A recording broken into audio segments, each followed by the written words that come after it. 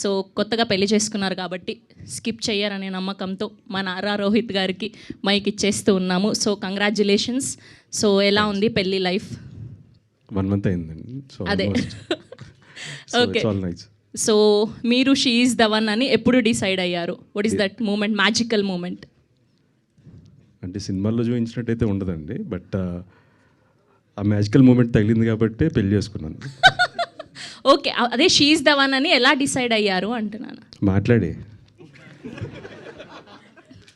Okay, so మీ love story, మీ love జర్నీలో మరవతరమా అంటే మర్చిపోగలమా అని, సో మీరు ఒక సందర్భం చెప్పాలి అంటే ఏం చెప్తారు? ఈ మూమెంట్ని నేను మర్చిపోలేను, లైఫ్ లాంగ్ చెరిష్ చేసుకుంటా ఈ మూమెంట్ అని, మీ లవ్ జర్నీలో పెళ్ళికి ముందు.